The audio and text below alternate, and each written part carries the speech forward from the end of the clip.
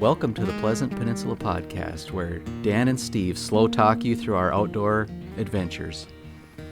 That's good. Spot on. How you been, Steve? Excellent. Oh, we've got some things. We've got some good things to talk to the listeners about this week. It's week 2, so we're all like practiced up and pretty much professional by this point now with the podcast, I think. Yes, exactly. On our way to being professional. Yeah, we have quite a list here. So we both, since last we talked, last time we talked, we were talking about the impending Snowmageddon on St. Paddy's Day that never came to fruition, at least not for the UP. And here we are a couple weeks later, and we had kind of another, I think the National Weather Service here in Negaunee Township measured 19 some inches of snow in 24 hours this past weekend. So yeah, the storm we were expecting, we got nothing from it. And then a few days later, well, what do you know? 15 to 20 inches of wet, heavy snow. Yeah, and that was our welcome home gift, coming home from Florida. Literally pulled into the driveway, had to put the truck in 4-wheel drive, got in. Thankfully, a friend of mine who lives nearby was driving by not long later with his plow, and he came and helped us out and got the snowblower going. But yeah, definitely I got up at like 4:30 a.m. last Sunday, wearing shorts and a t-shirt in Orlando. It was like 75 degrees at 4:30 a.m. Got to Chicago, and it was about 60 degrees there. Got in Appleton, and it was about 36 degrees and raining. And then by the time we got up to Ishpeming, Negaunee area, it was 26 and snowing and sleet and nasty. So, well, how was it? It's always more fun heading there, right? Like, so how was the trip down to Florida when it got warmer and warmer? And were you overdressed when you got there, or did you freeze getting on the plane? Yeah, it was because so I like to be comfortable on the plane, so I had like sweatpants and just like a t-shirt and a like kind of a thin hoodie. And I mean the way there was a direct flight from Appleton, so we left in freezing temperatures and basically stepped off the plane into 80 degrees. So that was an adjustment, but yeah, nice. It was a nice time. Went to the ocean. Good. Went to a nature preserve, saw a wild tortoise, which was cool. Just tortoise came out of the woods, ate some plants, and went back into the woods. Yeah. Never seen that before. Yeah. We've taken. How was your trip to Green Bay? I can add on to the Florida trip. So not recently, but in the past, we've taken a few trips at this time of year, which is something that I think people from Michigan, Ohio, Canada, Minnesota, anywhere up here where it's cold, we all head to, well, not everybody, but people head south for the warm weather. So we used to go to like the St. Pete Beach area. And the last trip we took, we did go to Busch Gardens. So that was fun. A little bit of, we didn't really do they have some like roller coasters and stuff, but also like I've heard of Busch Gardens. Just the gardens, the zoo area. So that was a fun trip. But yeah, I'd like to get back to the St. Pete Beach area. We'd kind of hang out by the beach and try to get a motel near there. But I think recently the prices have gone way up. It's been several years. But how was Orlando? Did you find that to be? Orlando was nice. Yep. I mean, so most of our trip revolved around Disney. You did the Disney trip. We have young kids, and they're the perfect age. We met all of the princesses, or almost all of them. We had dinner with Mickey and company, and but it was funny when you mentioned, this time of year, lots of people from the Midwest and kind of the northern U.S. and Canada and whatever are heading south. Well, we met a couple different groups of people like waiting in line for these different things, and One group was from Wisconsin. And then another group was from, oh gosh, I think they were from like Chicago, but they were talking about how they had been on a snowmobile trip up here, up in the Keweenaw this winter. And this is down, we're on the monorail coming out of Magic Kingdom at Disney. Just random people standing next to us on the monorail. Talking about UP, we UP snowmobile went up to trips. Copper Harbor on the snowmobiles. I was like, hey, these are my kind of people. Yeah, we are a destination for snowmobiling because sometimes they don't get enough south of us. We definitely have. Right. Well, we had enough this winter. It was kind of hit and miss, I suppose, but yeah, our trip. Yeah, it depended on what area of the UP you were in. Some areas, it wasn't spread evenly for sure. But yeah, we did the short trip. Yeah. We did the trip to Appleton, Wisconsin, or Green Bay. Well, both, but the Wisconsin trip, which is I kind of always lump them yeah, together. right. Well, and we hit both. We started off and we head to Appleton, and then on the way back we swing into Green Bay, and they're preparing for the the draft. They're hosting the NFL draft. That's right. Yeah, really soon. I've been hearing about there's- that. I don't follow football closely, but I've heard. I think it's going to be a big event for. I mean, the area that Lambeau Field's in is not a big town, so they're going to be overrun with people, I think. But it's free to attend the parking lot stuff, from what I've heard, and you can pay for like VIP stuff. I won't be going to it, but the mall is right near there on Oneida Street, so it's in April, isn't it? The draft. I think so. Okay, I think so too. The extent of my sports It's knowledge soon. is I listen to the Right. I catch the little sports bit on the outdoor show on the radio, and they've been talking about it. So Yep. So when we headed, and so of course there's the mall in Appleton, and I made sure to stop into Fleet Farm, and my goal at Fleet Farm was to get some bird seed and a new feeder, a squirrel proof bird feeder, which I got. Good. Yep, and it's out. So what happened? We left and we were gone for a few days, and when we came back, I hung up the new bird feeder. I got some suet, and I got some spring mix seeds that has a whole mix of stuff in there. It even has like dried mealworms, and and then I got some of the safflower seed that squirrels aren't supposed to like, and I put it all out, and I had talking about last time. I had nothing for like 2 days. I even put up a webcam on my feeder just to see if anything would show up. And but now finally I did all of my regular birds are back that I've had in the past, like the nuthatch, some what are they, pine siscuits or something like that, siscus. The no goldfinches yet, but the woodpeckers are there, and everybody's eating the seeds. They're liking the seeds, and the squirrels. It's keeping the squirrels from. They're picking up the scraps. They can't get at this new feeder. It's keeping them away, which is pretty cool. So it's so far a success. Nice. I'm really trying to bring in some new birds that I haven't seen. So we'll see if I can find the right formula for that. Yeah. And I haven't seen them yet, but I've heard. So I've got the bird identifier app going, and I've ID'd several robins by their song, but I haven't seen them yet. Oh. And they definitely can't get at any worms because there's like 12 inches of snow on the ground right now because of the last storm. But they're in the trees. Yeah. They're chirping in the morning. We're just waiting to eat the worms, I think. So I wonder, what do they eat when they can't get in the ground? Do they eat? I mean, do they dig in trees? Maybe. Yeah, I don't know. They're here. Yeah, they're definitely here. Yeah. And I mean, there's got to be some areas around where, people's yards and places where the snow, like I know my brother-in-law's yard, it's like full sunlight, and they've had like no snow in their yard for a while now. Yeah. So I gotta imagine there's a few spots. Yeah. So we had a really good trip. It was fun. A little bit of something for everybody. We went the first stop was the mall.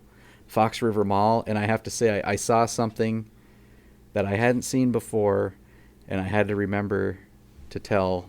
I had to tell some people about it, but it was a real live cat in a backpack.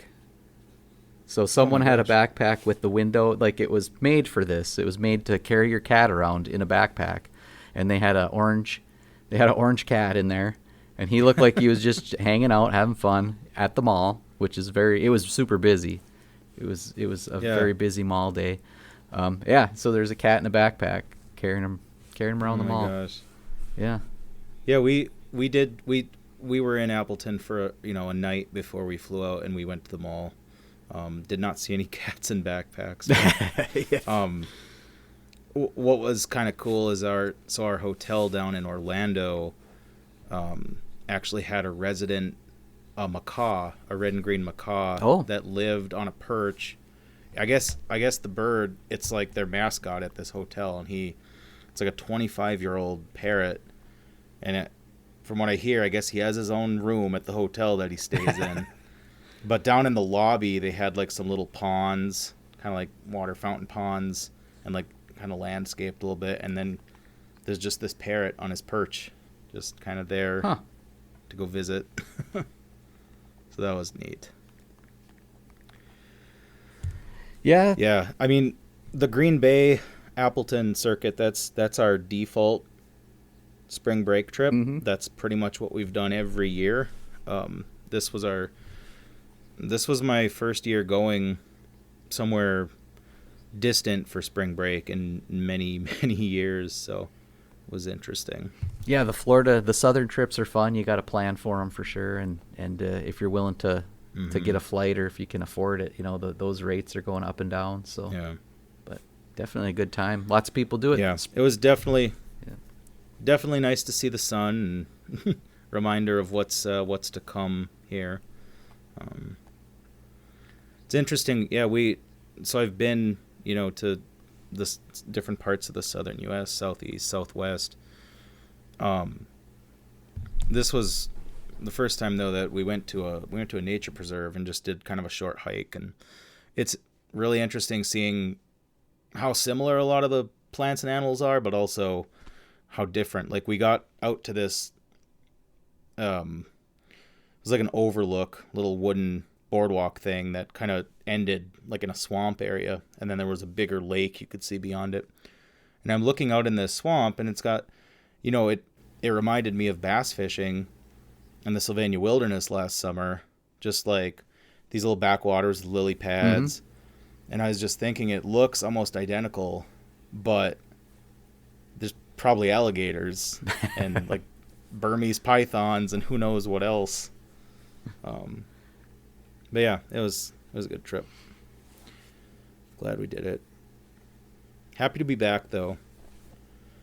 Looking forward to what's yet to come here. Now that we're into April. April, but it feels like midwinter. That's the problem. Yeah. Right. Yeah, and I got to keep reminding myself that despite that, I think the further along we go here, it's like the faster things change with weather and with conditions. And well, how far are we away from the trout opener now? We're only like 20-something days. Oh, gosh. Yeah, it's the 26th, Saturday the 26th this year. Yeah, a couple weeks, 3 weeks, something like that. Definitely getting excited.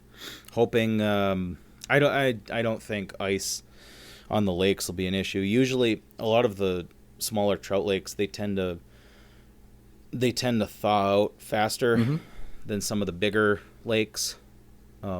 These small ponds and stuff, they don't always get that much ice either, just because they have a lot of groundwater or springs feeding them, so they do tend to thaw out a little quicker. But the back roads, depending on where you go, getting in can be a challenge sometimes. So, have you been planning? Have you been planning your trip, your first trip out?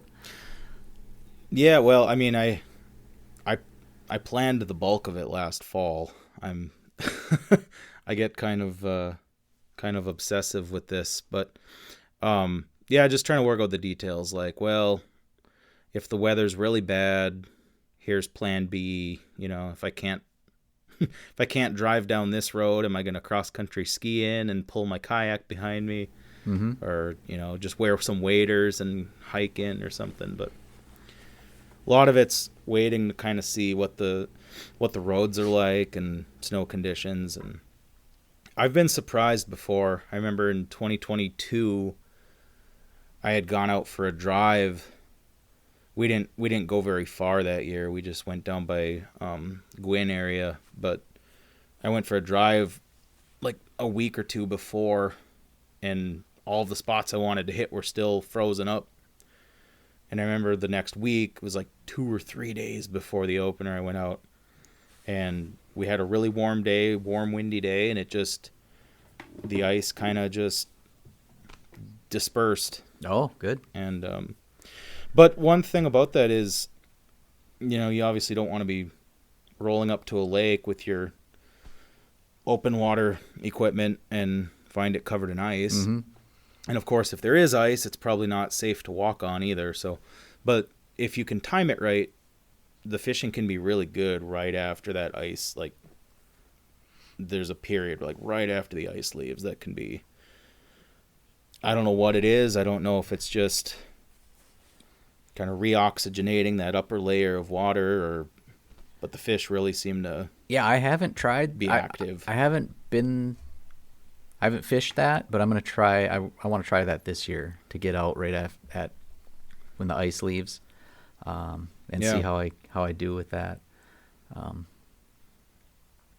Sounds like, well, one year we were fishing a little lake that it was thawed out. You could paddle around, but there was a little ice shelf kind of in the one corner of the lake, and we were casting right at the edge of the ice, and that's where a lot of the fish were hanging out. Okay. It was interesting. How do you pick your lakes? Are you using like the app, the DNR app, where they have the I think they have them on there where it's like the different lakes and what they're designated as, so you can know what's open and when it's open and what's available in there at certain times. Yeah, there's a few different resources out there. There's just the the new fishing regulations for the new year that you can access online, or a lot of times gas stations and sporting goods stores have copies of them. And there's a whole section dedicated to trout and salmon. And it'll go through the different streams, and then it'll go through designated trout lakes that are specifically managed for brook trout, rainbow trout, sometimes brown trout. So you can just do that. And honestly, a lot of what I've done has just been going through those lakes and exploring and figuring out which ones fish well and which ones don't fish as well, and which ones are easy to access, which ones aren't. I think that, I don't know if it's super current, but the DNR for a while had I don't know if it was an app, but there was like a trout trails website. Okay. It had like a list of, like, if you're kind of getting started with trout fishing, here's some spots to start out with. And it I think it split it up by like what watershed they were in. So Lake Superior streams, Lake Michigan streams, and lakes as well. But yeah, just a little Google searching there's also that, fish stocking database you can search. Of course, there are some areas where there's no stocking, but they're just good fisheries. So, and if you don't want to wait, you can always head to like the river mouths at Lake Superior. I've heard people are catching steelhead near Autrain. I don't know if that's like accessible from shore or if they're how they're fishing them. I'm not sure, but I know there's a few rivers. I know there's a few different area. streams in that area. Yeah. Some of them are public access. I know the laughing whitefish comes out over there, and I think the mouth is public. I've never been there, but it's on the list. Yeah. Yeah, and it's perfect. One of these years, I'd like to do a spring camping trip, and specifically do like fish for steelhead and stuff. But probably won't happen this year. Right. Yeah, and you know, I was gonna say it's perfect. We just got dumped on with snow, and it looks like the middle of winter because this weekend is the UP Boat Sport and RV show, or whatever the official title is. Yeah, at that's the a Dome. sure sign of spring. Yeah, you got to go get your look at the boats and the mountain bikes and the kayaks when the ground's covered with snow and ice. So. Yeah, no, but it always. I mean, even though I'm getting a little wiser, it always sneaks up on me when we have a spring like this. How much change there is from April 3rd to May 3rd to June 3rd. Mm-hmm. You know. Yeah, for sure. But yeah, that's always a fun time. Go walk around the Dome and see some really nice boats and campers, and yeah, they usually have all kinds of stuff there. I know one year I went and I actually got some like some flies, some flies for fishing, like big trolling ones, and worked out pretty good. Oh, nice. Kind of fun. Yeah, I'll be there Sunday to work a booth to sell raffle tickets for Start the Cycle. So I'll be there Sunday morning. Very nice. Well, morning, I think it's like 11 to, they might start at 11 to 1:30-ish, I think. So I might be able to, once my shift is done, I might be able to walk around and check things out. I wonder if they're doing. Is that this coming weekend? Yes. Yep. Okay. It's this weekend. All right. I think they usually have that little trout pond for the kids there, don't they? Where they can. Yeah, I've seen that. They tie I don't know if it's got like a piece of yarn on the end of it on the hook or what, but yeah. So does that go Friday evening and then Saturday and Sunday? I think Friday, Saturday, Sunday. I think that's how it's set up. Yeah. I'll have to try to get over there. Actually, there's a lot going on this weekend. I know that the Boat Sport and RV show, which I go to pretty much every year, so I'll go Friday night. But then there was Trout Unlimited, the Marquette Fred Wara Trout Unlimited. There's a fly fishing film festival this weekend on Saturday, and I saw it and I was like, hey, I kind of want to go to this. Then I realized I can't because there's another event going on. So the Upper Peninsula Environmental Coalition, they do an annual event called Celebrate the UP, and I think it moves around. I think it was in Houghton last year. This is my first year going, but I'm actually going to be playing music at it, which will be okay. fun. I'm not familiar with the Environmental Coalition. What are they promoting? Yeah. Well, I don't know if I can give a full answer because I'm pretty new to it. I've kind of been following what they do just from the sidelines, but I think there's a couple different groups. It's just like a nonprofit, and there's a couple different interest areas. I think there's one that I don't know if there's like a main. There's a primary focus. I know there's like a mining action group that it has interest in like kind of like the mining accountability stuff, water quality. And then I think there's a wolf like conservation group. I'm not sure what else. Yeah, I mean I'm still learning about it myself. So so the website says Michigan Environmental Council, and then under that it says Upper Peninsula Environmental Coalition, and looks like they're doing things with education, stewardship, and science and dialogue. Okay. Yeah. Land preservation, clean energy transitions, clean water, advocacy, and mining. Yeah. Yeah, so I've been kind of following what they do, but it'll be kind of neat to check it out, this event, and then get to play some UP themed music at it, so that'll be really cool. Nice. Excited. Yeah, and I saw the ad for done a lot with that lately, so I saw an ad for that film festival too, the like Trout Unlimited Film Festival, and I was interested I wonder if there's a way to see what films are in it, or or if it's any local people. Yeah, I know have some stuff. The in one there. they were advertising, one of them they were advertising is just a short film, and it's not new. It's been out for a while, but it's Aaron Peterson, and it's called Testify, and it's John Volker's Testament of a Fisherman poem, but then it's got footage from all over like Marquette County. Oh, okay. Fly fishing. So I've seen that before. I think it's on YouTube, but that's a really cool one. But yeah, I'd be curious to know what else. I think that one's at the. I think it's at the Northern Center. Oh gosh, yeah, the Northern Center. I was gonna say the University Center. That's the old one. Yeah.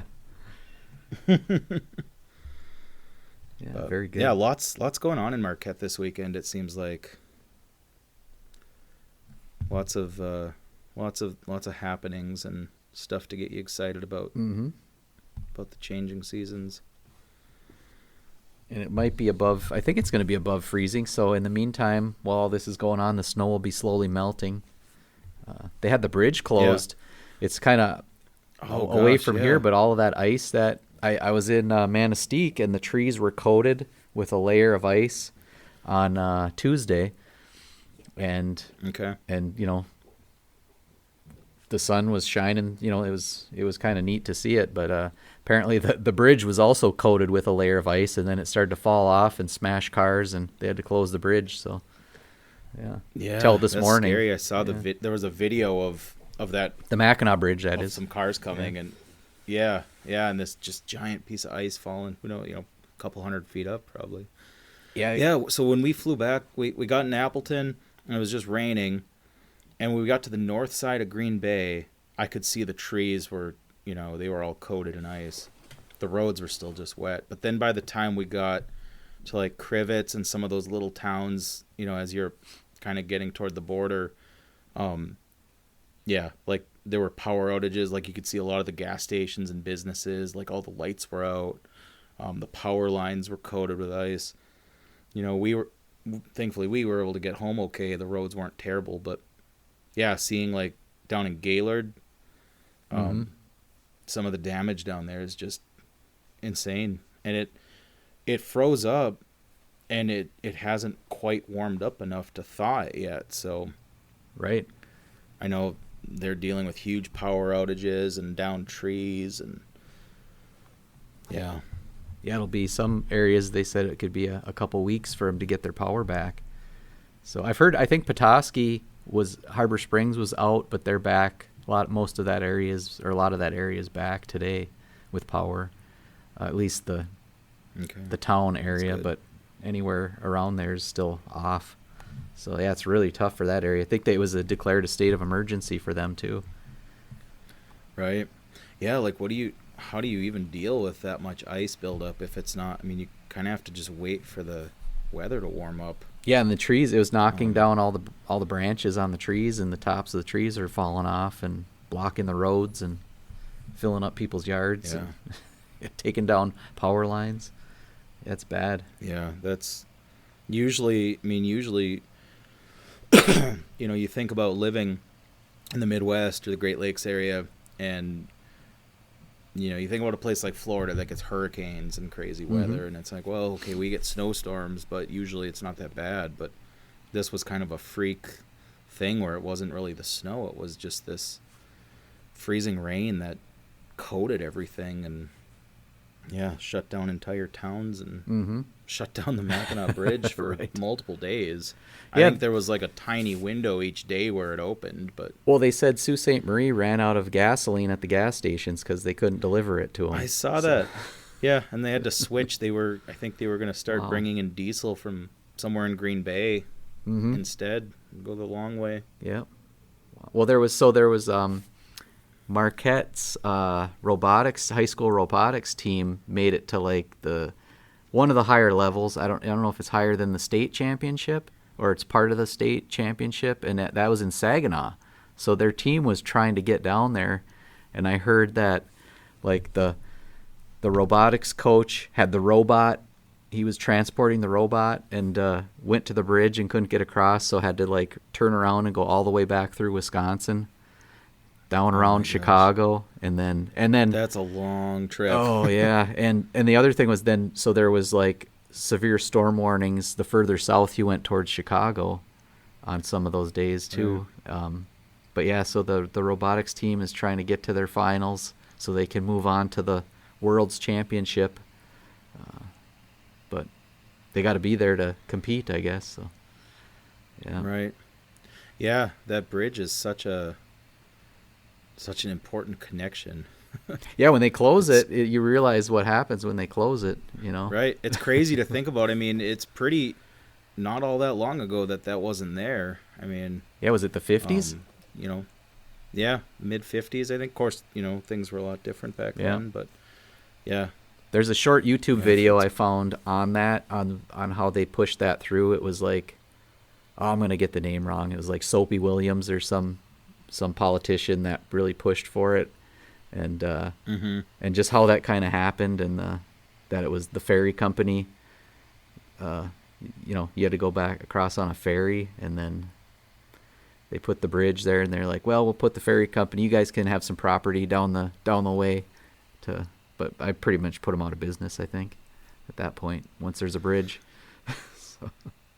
Right. Yeah, I know I've read a little on the history, and it sounded like plans for a bridge started decades, you know, before it actually was done, just because that's such a massive undertaking.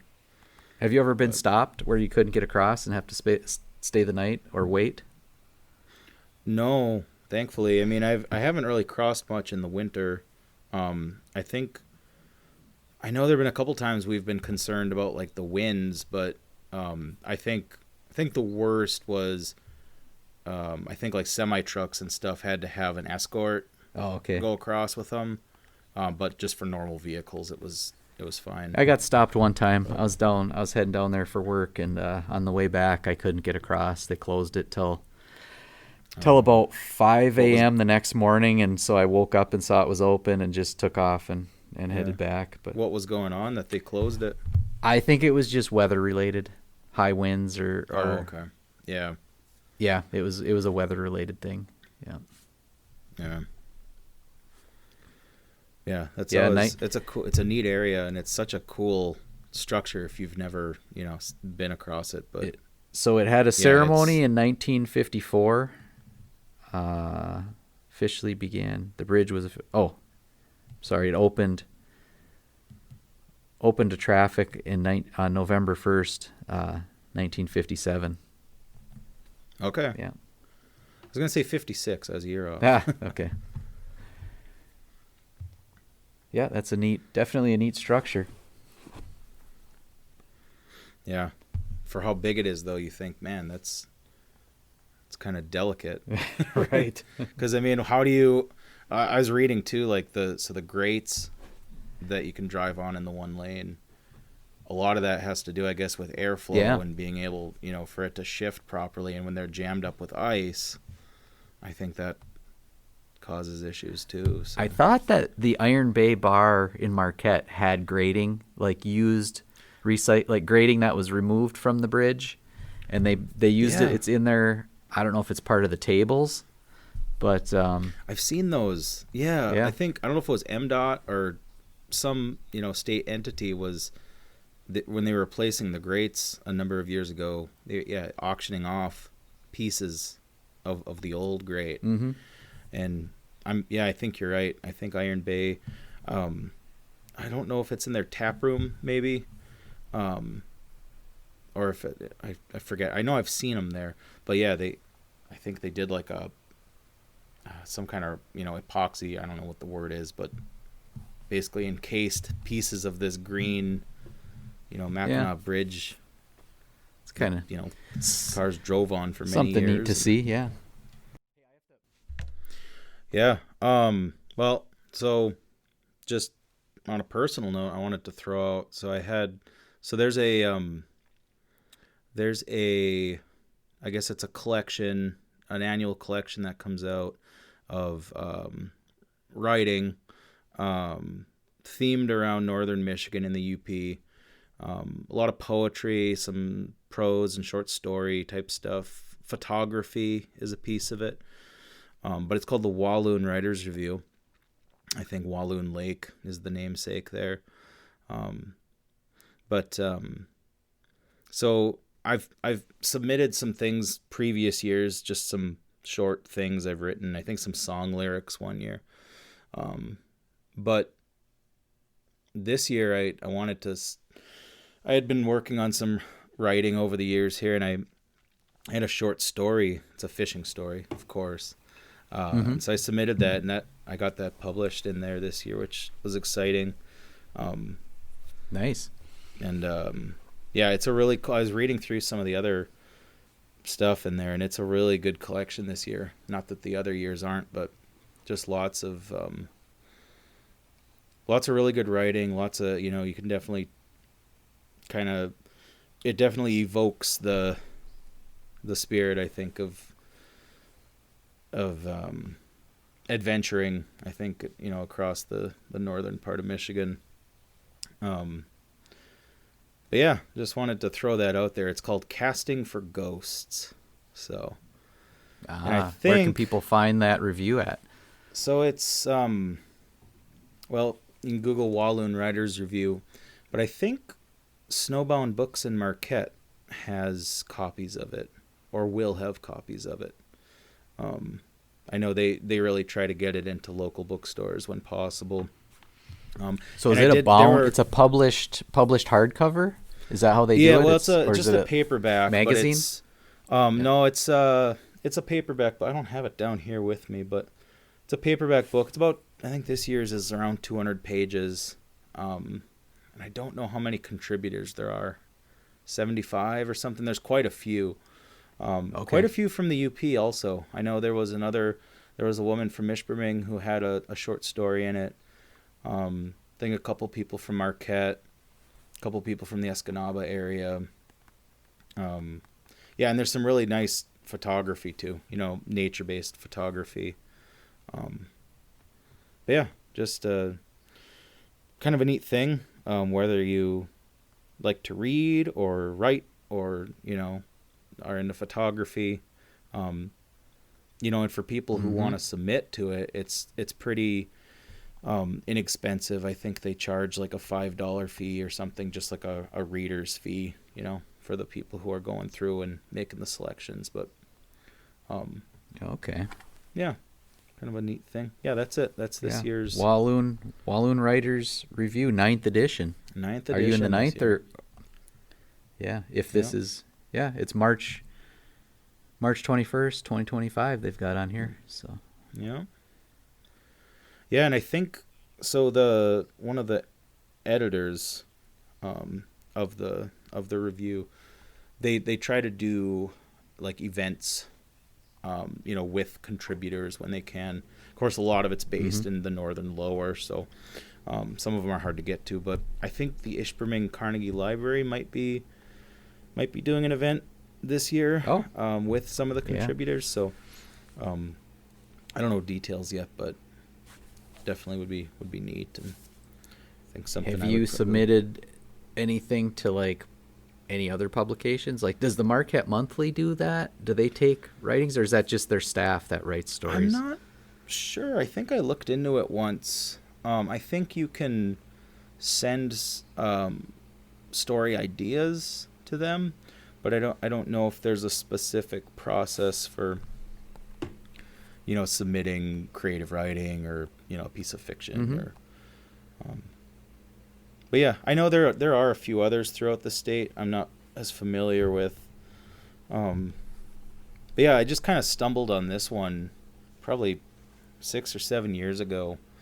I think when they were in their first few years of publication, and yeah, it's been fun to have a way to kind of get some of that out there and also see what other people are writing about and kind of exercise that creative part. But yeah, do they have like a meetup for all the people, all the authors who are interested in it to get do together? Usually. Yeah. I haven't gone just because it's usually it's down in Petoskey or somewhere somewhere downstate, but they usually they'll do. And I think last year they did they did one just for the photographers too, where you could submit. I think people were like actually mailing in like framed photos and getting them like in an art gallery type thing.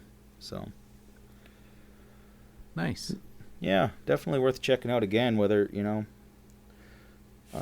whether you just want to read or whether you're a writer or photographer yourself. Neat little publication.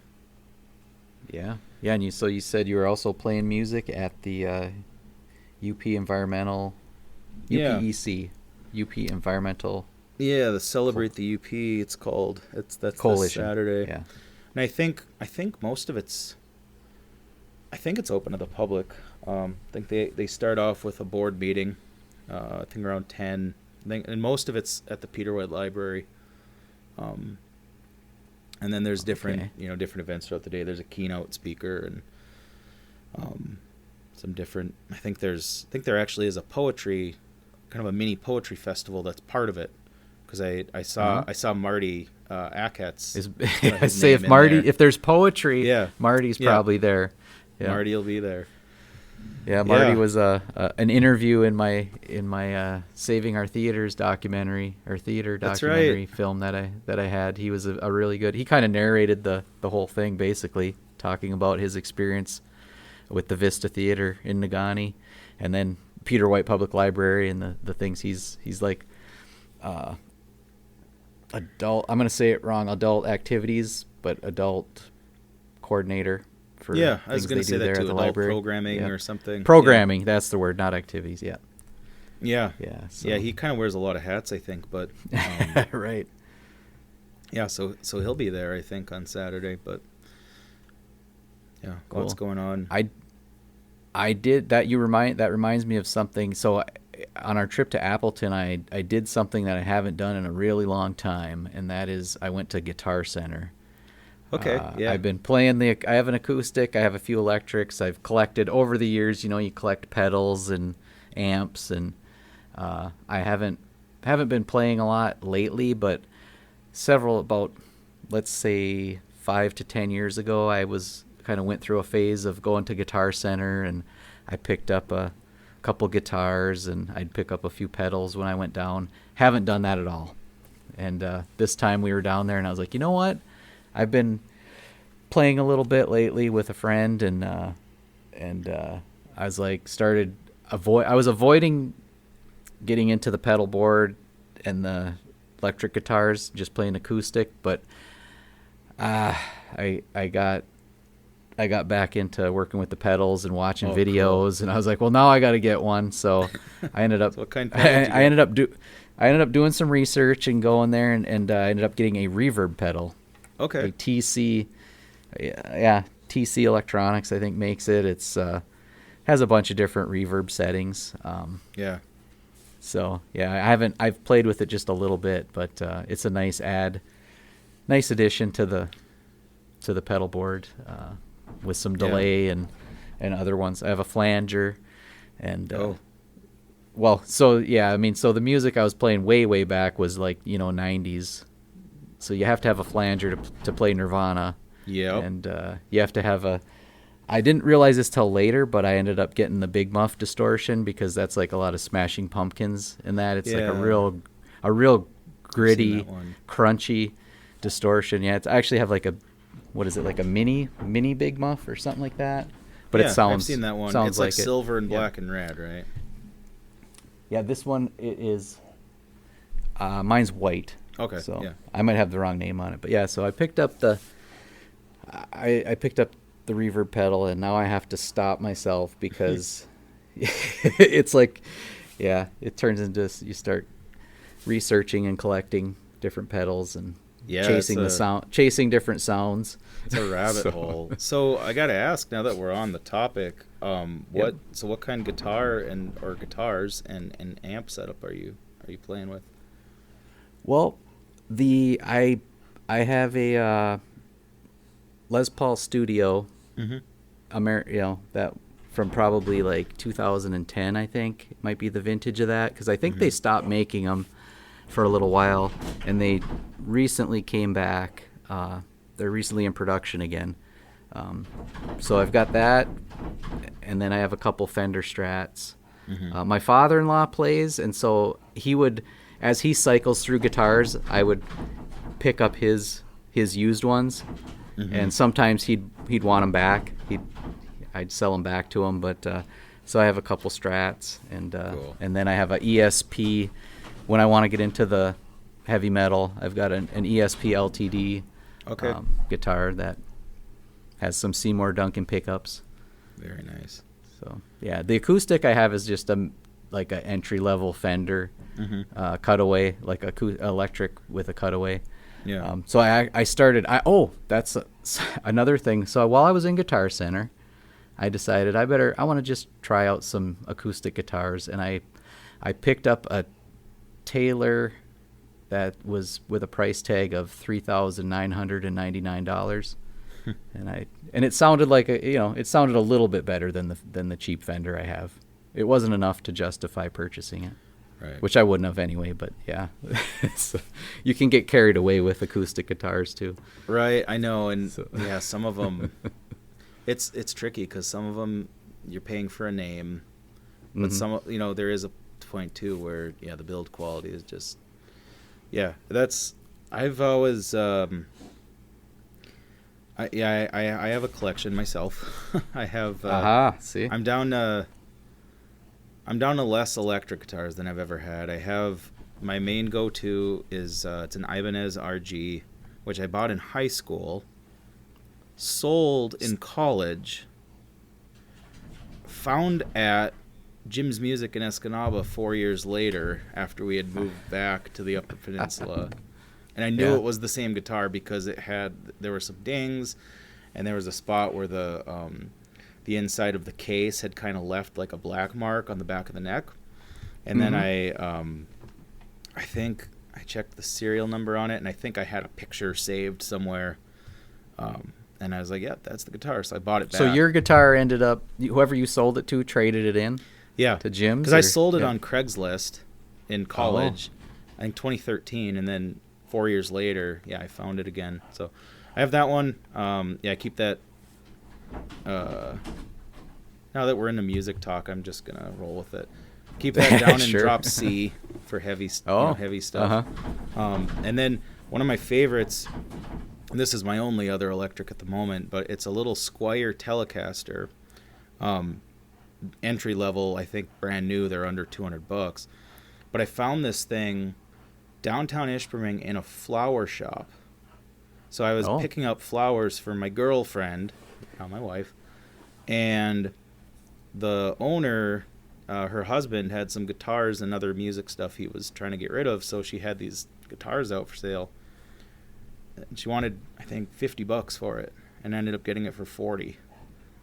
So I have this Squier Telecaster, and it with guitars in that price range. It's a crapshoot because you might get one that plays pretty nice, and you might get one that's just won't stay tuned, and just as you go up the fretboard, the intonation's off. This one, I really like this one. It sounds good, it plays nice, and But this weekend I'll be playing my acoustics, so I have a 12-string Guild that I keep in kind of an open C tuning, or a variation of it. Lots of open, big, full chords. 12 strings sound good. Yeah, with it's all the octaves you got there. I had to change strings on it yesterday, which was not fun. Takes about an hour, but it makes for some really cool sounds. And then this is actually my wife's guitar, but I play it a lot. It looks just like the Gibson Hummingbird, like the red and yellow Sunburst, but it's the Epiphone version. So those are kind of my go-tos. And I know the Guitar Center you're talking about. I've been in there a time or two. Yeah, it's there. It's still there. It's fun. I guess guitar prices have gone up and down. I heard like COVID was there like a big, people were buying guitars like crazy, and now they're trading them in, and I don't know. Right. Yeah, I've been so out of the loop because the little bit of stuff I've bought has been mostly either small pedals and things here and there, or else used gear. But I know I've been on some of the like Musician's Friend and Sweetwater, some of the websites that sell this stuff. And I was thinking, oh, this Boss distortion pedal, these are like $40, right? And they're like $80 now because like the last time I was looking was, probably 15 years ago. But Yeah, I don't know. The music guitar market's kind of odd, I think, with that. I took lessons down at McDonald's Music down in Marquette when I was in high school. Every Saturday morning, my mom would drop me off and take a half-hour lesson with Tony Redman. And I think he went off to like Austin, Texas. I think he's still there working at a guitar school or something. Oh, wow. But so I had a starter guitar, but then when I got a job at the drugstore and I was saving up some cash, the first thing I bought was a guitar, a new electric guitar. Okay. And it was it was an Ibanez RG560, I think is the model, because I was just looking for it to see how much they cost to use. I don't want to buy I don't want to buy one now, but it had the locking tremolo and everything, which was a real pain in the butt. I realized that that's all just a pain in the butt because I don't need the whammy bar. You don't need to do dive bombs. I don't need the Floyd Rose tremolo or whatever it is. I don't need Halen. No. I was, but Yeah. It's just only that's a quick trick there to do the dive bombs, and right. It turned into too much trouble to tune the darn thing. I know. But it was a nice guitar. I had picked up an Ibanez that I don't know what model it was even, but for a while, and I already had my other. Or no, I guess I didn't. This was in the time when my other one was off wherever with whatever owner, but I picked one up that had the locking tremolo in it. I couldn't figure it out. Well, I just the reason I looked it up is because I found some YouTube videos of a guy. He's in Orlando and he sells guitars online, but he just basically goes around to guitar shows, and these are his YouTube videos for his company, or his shop. Okay. And he goes around to guitar shows and buys guitars, used guitars, and resells them. Well, he's into like Japanese-made guitars. Like Fender has a line of Japanese guitars, and I think Ibanez too. Ibanez so is based in Japan, yeah. Yeah, I was like, well, maybe mine's was a Japanese Ibanez that's worth a whole bunch of money now, and I think it was I don't know. Actually, I'm getting the ESP I have. I think some of those are made in Japan, but the one I have is Korea. Yeah, the Ibanez, I'm not sure. I think the company's based in Japan, but I don't know if they build all of their instruments there or not. But yeah, my first electric was kind of an odd one, which I wish I still had now. I got it from the pastor at my family's church who played guitar, and it was a Dan Electro 12-string electric, and it had this. At the time, I just wanted any electric guitar I could get my hands on. I didn't really know anything about it. I just wanted something I could plug into an amp and play. So starting out on a 12-string electric was kind of odd because I'm trying to learn how to do like string bends and stuff. But this thing had like a purple sparkly finish and these single coil chrome covered pickups, which again at the time I just wanted anything to play, plug into an amp. But now I wish I had that thing because it was cool. You could do some cool like Doors covers and stuff with that. But. Yeah, I remember when I was into guitars, you'd see like the PA system at the school or at the church, and you're just like, man, if I had my distortion pedal, I could crank that thing up and get some some sweet distortion out of that. But they're using it just to do announcements.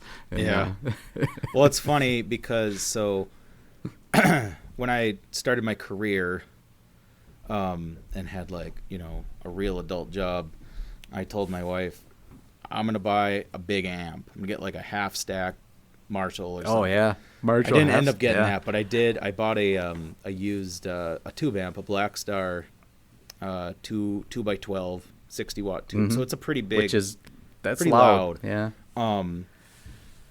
But ironically now for about 6 months it hasn't worked because something weird's going on with the wiring. I brought it into one of the local shops here, and they kind of checked it out, tried putting some new tubes in, tried replacing fuses. Yeah. So I'm kind of at a standstill with my electric guitar right Well, now, that's something I picked up from Uptone, and I just watched a video on that. So I have a Fender tube amp, a deluxe reverb, and it's like 22 watts, but it's loud. Like you have to run it on like 3 or 4 to get the good tones, but then it's too loud. Right. So I have a passive volume pedal, and if you put that in the effects loop, you can actually turn it down with the volume pedal before the signal gets there, and have the amp up a little higher. And you can get some good crunchy tones at a lower volume. I didn't know that. I only know that. I only know that because of YouTube. Okay. So that's the kind of stuff. So I'm not actually learning songs or playing anything useful. I'm just like then you end up just tweaking knobs and stuff. So right. Well, I gotta dig into YouTube because I gotta learn how to do some circuit repair or something here, because I think otherwise I'm gonna be out an amp.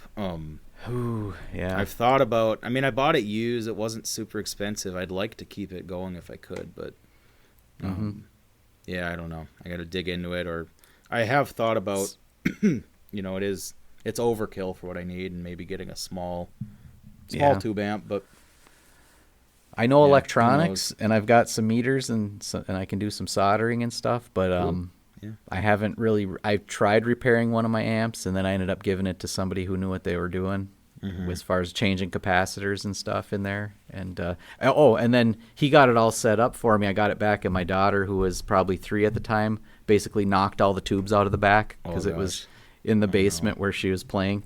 Yeah, I was like, and it hasn't played right since. So mine, I got it to turn on for about 10 minutes, and I played a few songs on it, and then I smelled a burning smell, and of course the fuse, and so now I bought a pack of fuses, and went through, made sure I was putting the right fuse in the right spot, and when I hit the power switch, it just instantly burns out the fuse. So I don't know what's going on inside there, but I mean, that's so when the weather's when it's the shoulder season like we got now, and the weather's crappy outside. It's a good time to head to the basement and like tinker with the guitars and maybe do a little recording or whatever, practice some songs. So. You brought us back to our main topic. I was wondering how we were ever going to get out of the guitar world there. Yeah, you got to save some of that for the next podcast. Yeah. Right. Yeah. Gosh. Well, so I still need to play around with some of our we have one bird feeder right now, and I don't really know anything about it other than it's been sitting outside for a couple of years, and has not attracted any birds. So I got to I'm going to take a lesson from you and try to actually figure out what kind of seed I'm getting, and where I'm going to put it, and what we're going to attract with it. Something though that we're going to start getting ready for, I think, is gardening. So we kind of mentioned this at the very end of the first episode, but so when we bought our house, it had a pretty big garden in the backyard. There wasn't really anything growing in it. It was all weeds. But I forget what year. I don't know if it was 2020, if it was the COVID year or when it was, but we eventually decided we're going to just put some seeds in the ground, get a couple starter plants, and kind of see what happens. And neither of us really know much about gardening or how to take care of a plant. And we did some green beans because there was some fencing kind of going up along the side. And those turned out really well. We got some green beans. We got some peas and some other, simple things. Did you have to keep like any animals away from the beans, or were they pretty hardy? They were. Yeah, we don't really get a lot of animals in our backyard, which our backyard butts up against just woods for quite a ways, and I know I've seen deer prints and stuff back there before. But anyway, so we did a couple years with that and kind of had mixed results. We never did get like squash to grow or anything. And I noticed each year it got worse. It's kind of in the back corner of the yard, and there's these really tall, there's a hill that eventually goes up back there, and then there's these really tall maple trees. And so a lot of the garden wasn't getting enough sun. So last spring, because the snow was gone at this time last year, got an early start, and actually started disassembling the old garden, taking all the boards out, and we moved them to a sunny part of our backyard, and just kind of made these two little, just like, I think they're 10 by 10 boxes, and just trying to pick some things that have grown well for us. Yeah. And so last year we did tomatoes, we did cucumbers, squash, and then we got some green onions. The bulb onions never did turn out very good. But then we actually, taking a cue from Joe Pera, I think I was going to say, when you said bean arch, he had a whole episode dedicated to the bean arch. I think it was season 2. All of season 2 actually kind of revolves. That's kind of a main plot point. But we decided to do a bean arch site. I went over to Tractor Supply and I got one of those cattle panels, and kind of just like on the show, put the posts in the ground and bent the panel there, and it worked really good. We had a, by the end of the summer, we had a big green bean arch. You could just they started at the bean. Did they start at the bottom and then grow their way together at the top? Or? Yeah, we started them out just as little seeds in May. Yeah, nice. And at one point you kind of have to guide them as they start reaching the paneling there. But once they start, they just kind of keep working toward the sun, and it was really cool. Have you ever eaten like the wild snap peas on the side of the trail? No, I saw those. I didn't even know they grew around here, and I saw those last summer for the first time. I think that's what they are. Yeah. I think they're safe to eat. I think so. Yeah, over by the Iron Industry Museum, I saw them.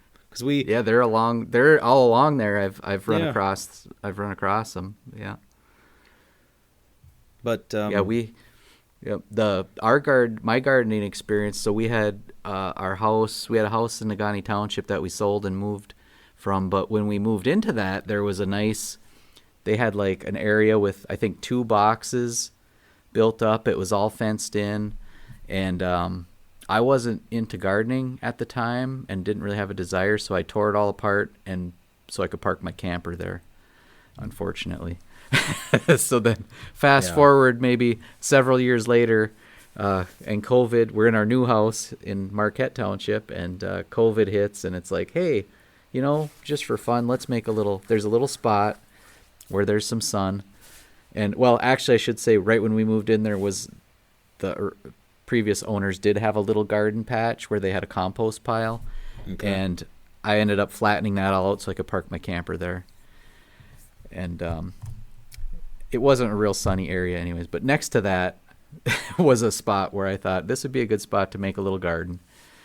And kind of went and got all the supplies that I thought I'd need, which included like a little bit of like soil to kind of enrich the sand that was there, and some fencing. I wanted to have some sort of, because I'm on the edge of some woods with a little stream, so we've got, I think there's some chipmunks and squirrels and the random skunk that'll walk by. Sure.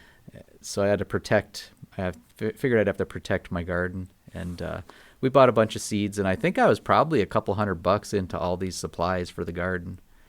And the only thing I'd done before that was I did a couple tomato plants. So I had them just up on the deck like a year or so prior. Mm-hmm. And what I found out is every time it was like cherry tomatoes or the little tomatoes.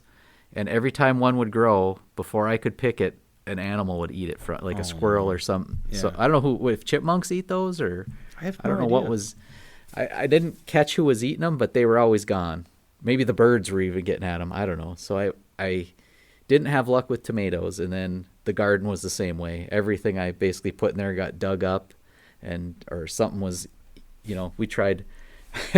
I think we my daughter was probably 4 or 5, and so she's like, I want to plant pumpkins. I want to plant, we didn't care. It was like, just throw it in there. We'll see what grows.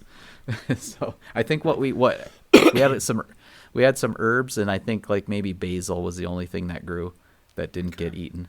So then we thought, well, next year we'll just do it in the windowsill.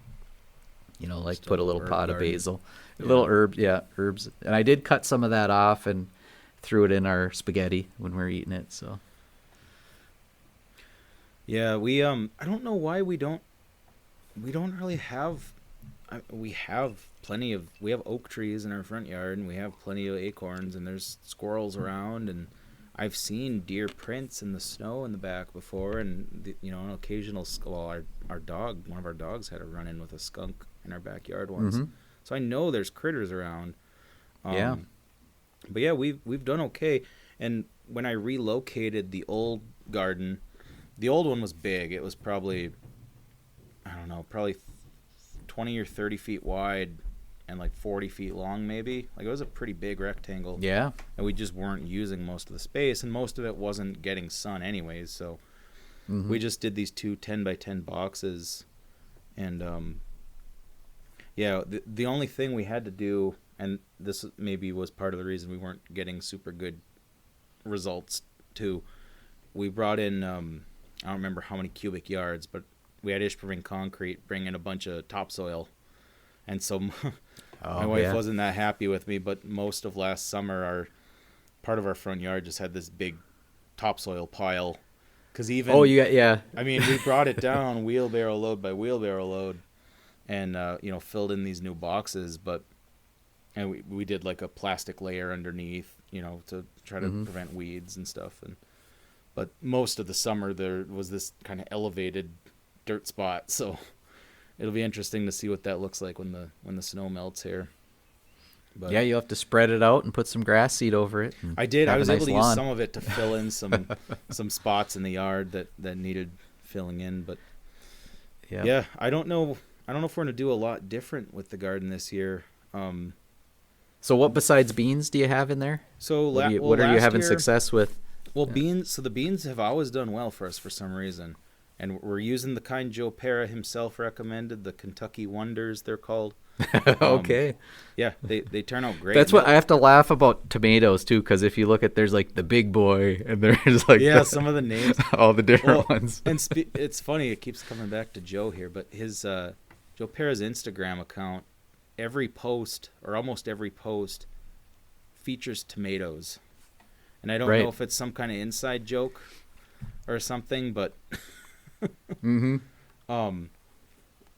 yeah, so the beans have done really well from seed. Trying to think what else we started from seed last year. They're Better Boys, Better Boy Okay. tomatoes, and then also an Early Girl tomato. Early Girl. Yeah. Yeah, I don't know. I know we've had. I don't remember what ones yet. My wife got a bunch of starter plants last year. I think most of them, except the beans, were actually starter plants. Because that's the one thing we haven't been able to quite figure out, is how to transition from,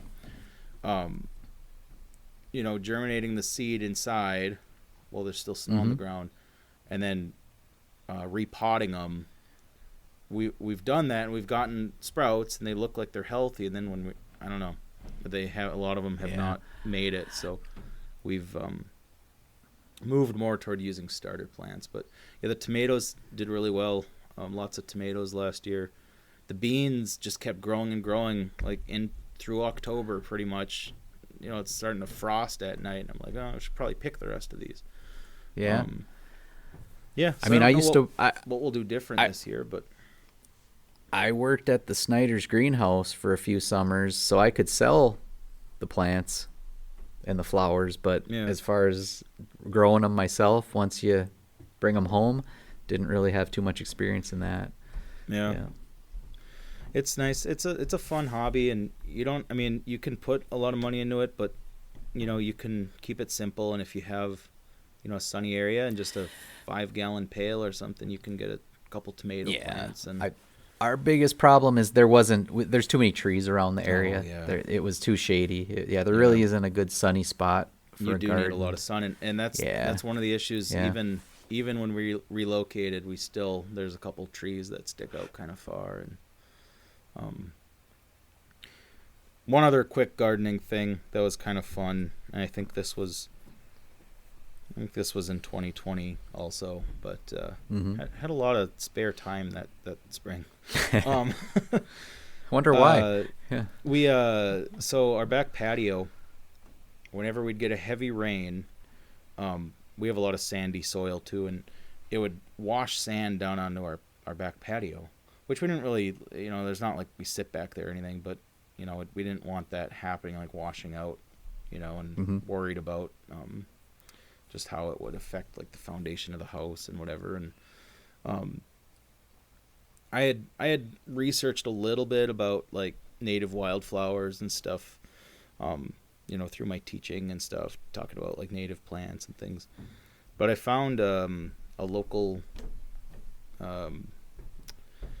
plant nursery, greenhouse, whatever you want to call it, who kind of specializes in wildflowers and things that are native to Michigan. It was kind of cool because they were split up by, these ones do well in full sun, these ones do well in shade, these ones do well in wet soils, these ones will do good anywhere. Like they're just super hardy. You can put them in gravel and they'll probably still grow. So I think I got a couple of the ones that were supposed to do pretty well, like anywhere you put them, like dry soil, wet soil. And I put them in kind of flanking the sides of this patio, so they'd catch a lot of that runoff. And put in a little retaining wall. And, was this were you getting shrubs you were getting, or like perennials? So they're wildflowers, and they were starter plants. So they were already, I don't remember, maybe 6 inches tall or 4 inches tall or something when I got them. But I just put them all on the ground, didn't even know what they all were. And those they've been doing awesome. They come up every year. And it's cool because different ones come up. There's some that'll come up in June, some will bloom in July, some will bloom in September. But yeah, that's been kind of fun to watch, just because I don't know a lot about it, and it was fun to find something that's like, this will grow wherever you put it. You don't have to take care of it really, and it helps catch a lot of that rain runoff, and it looks nice too. Yeah, I did a bunch of bulbs, tulip bulbs. We had a whole tulip garden that the previous owner had at the other house, and this one I was like, well, I'm gonna do some tulip bulbs, and I think they came up because they'll come back year after year, except they came up and then the deer almost instantly ate them. So I'll get deer that wander through, and then the deer discovered the hostas that are in the front, and they started eating those up. So basically any of the plants I have on next to my sidewalk are now getting munched on by the deer, unfortunately. So I haven't really done anything to keep them away from it. I just say hostas are kind of like whatever. It's kind of like the lettuce, nature's lettuce. Sure. Yeah, I mean, maybe for like the next episode, being when the snow melts and that, we can talk about like what kind of things you can find out in the woods, like wild mushrooms. They'll be coming up. Oh yeah. We got your chaga. I don't know if people like hunting for the chaga. That's growing slowly on birch trees, but yeah, it's something to find out in the woods. Well, sometimes it's a little easy. I know some people say we can save this for next time too, but some people say harvest it in the winter, but sometimes it's easier to find in the summer. When the snow's gone. So yeah. I did so for Fresh Coast Film Festival, they had like daily excursions you could sign up for, and one of them was the bird trail over by Little Presque Isle. Yeah, there's a songbird trail. Songbird trail, yeah. Well, at that time of year, it's in October, the songbirds are gone. So our guide said, well, hey, we can keep an eye out for mushrooms while we're on this. And there were some pretty fancy looking mushrooms on that trail too. Cool. And not many birds at that time, but yeah, those would probably be more for taking pictures of. I'm not so much, besides a morel, I'm not really so much into eating wild mushrooms. We can definitely make that a topic, because it's something I've gotten into the last few years, and I'm not like a diehard, but I've learned quite a bit, and there's a few there's kind of a few select ones that I am like 110% sure what they are. So I'll always gravitate toward those. And there are some really cool ones too that I know are toxic, but they're just fun to look at and take pictures of. And actually, I'm glad you brought up that songbird trail because thinking ahead, there's a book that my wife picked up, I think at an estate sale or something for me, because it was about local history and outdoors and, Marquette UP stuff. It's killing me because I can't remember his name, but the guy who wrote the book was, I think, Fred Reedholm. Was it a Fred Reedholm book? No, Lee something maybe, but he was one of the people who got that trail built, and I think was instrumental in kind of setting aside that whole Little Presque Isle, Harlow Lake area. Oh, yeah. Yeah, I'll have to find that. I think it's upstairs somewhere. But the book goes through like the seasons, and then he talks about different areas all over the UP. But yeah, there's a whole chapter dedicated to that. And it's just about the trail, like the history of that location? Well, that whole piece of land that, that's owned by the state. Yeah. But I guess, yeah, like at one point I think it was going to be developed into a campground, and then at one point I think there was going to be a power plant put in, and so it looks like it's also that particular area may be part of the North Country Trail, because I know it cuts through there. Yeah, it does. It intersects there. But yeah, it's got those the blue blazes, I think, are the kind of the iconic thing. Nice. I've wanted to do a backpacking trip on some section of that, but haven't quite gotten there yet. We do a lot of short hikes, but I just did a Google search, and a few pictures came up for the Songbird Trail, and one of them is a big giant mushroom. So that's definitely a thing out there. Yeah, it's such a pretty area. So it's such a there's the big red pines, and of course the stuff along the river. Nice. Well, yeah, good talking with you. I think we got a lot of material for next time, and things are going to be melting, and after the rec show, people will be geared up for springtime in the UP. Yeah. The next few weeks are going to be fun to watch the transition. And I also found, so I had my app out, and my favorite bird song, I think I was trying to tell you about it the last time, was the white-throated sparrow. And it does a chirp that's kind of like the chickadee's spring chirp, the two-tone chirp, but it's actually like the words to describe it is like "Oh sweet Canada, Canada," but it's kind of like a high-pitched whistle it's like a. I know that one. Yeah, that's the white-throated sparrow, and I got to go with it. Yeah. And I was in Manistee, and I heard some tweets in the woods, and I took out the app, and it was a white-throated sparrow. So I didn't see it, and it didn't do that particular song, but I already located one of those, so I was excited. Yeah, that's such an iconic song, and it's cool. Yeah, putting a name to what. And actually, after our last conversation too, I had to look up a little bit more about chickadees. So I don't think we talked about this, but I learned that when they do the chickadee call, the number of D's they say, apparently it's like a warning call based on the level of danger. So if it sees you and it does lots of D's, it thinks you're dangerous. So I think like the more D's they do, the high alert, like there's a predator, But that's just kind of funny. Nice. Yeah. Cool. We'll have to get into that next time. Yeah. Good talk, and it took some turns into some unexpected spots with the music and stuff, but that was fun. Right. Reactivated some old interests. So.